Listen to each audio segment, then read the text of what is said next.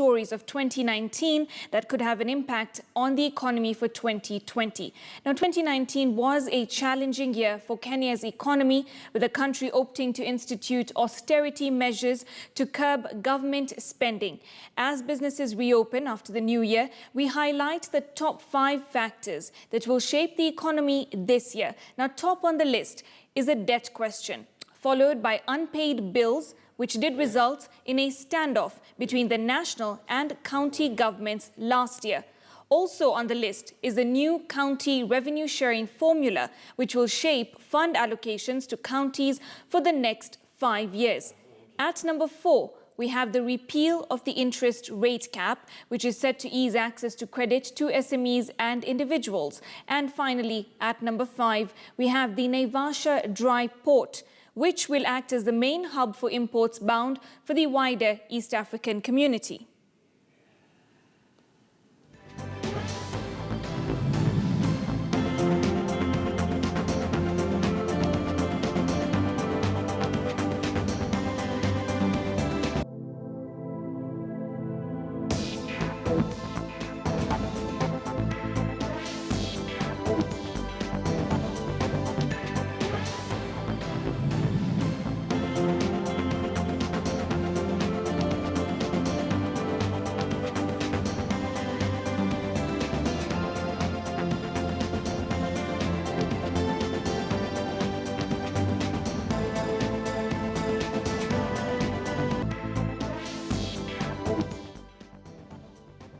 All right, so let's take a look at some of these factors in a little bit more depth. And first off, we have, of course, the debt question. Now, in 2019, the total debt stands at 6.1 trillion shillings. Now, if we look at the initial debt ceiling, it was at 50% of the GDP, but we did see that change last year, and the new debt ceiling is now 9 trillion shillings. So that is definitely a hike right there. Let's see. Now, the budgetary payment for this year stands at 696.5 billion shillings. And if we look at the proportion of government revenue, that's 57%. All right. That is the debt question. Now, if we look at unpaid bills, and this was also a point of contention between the counties and the national government last year, the total payable national government bills are at 15 billion shillings. Now, if we look at the total payable county bills, they're at 51.2 billion shillings. Paid up county bills are at 28.57 billion shillings. Now, let's take a look at pending county bills. They stand at 22.71 billion shillings. If we look at those that are paid up national government bills, they're at 10.8 billion shillings. And pending national government bills are at 4.2 billion shillings. Now, continuing with the unpaid bills, of course, the national government had frozen disbursement of funds to counties, threatening to paralyze operations, as we saw last year.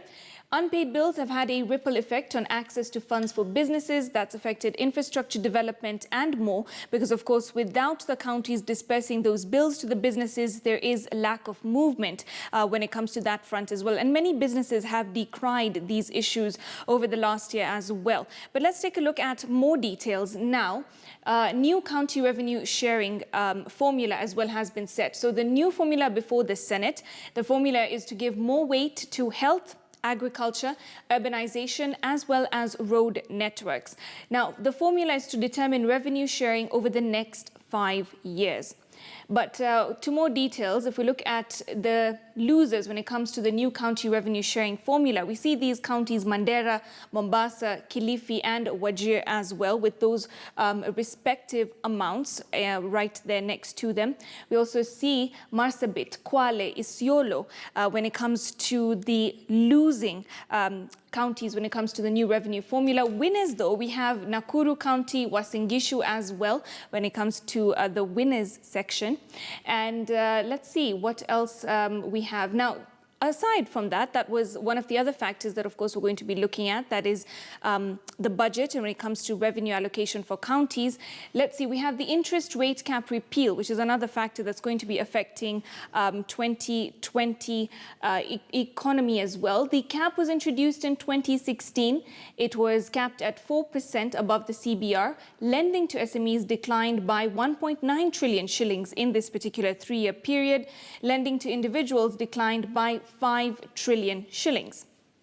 The port that will serve export goods to East Africa is also another factor when we talk about the Naivasha dry port.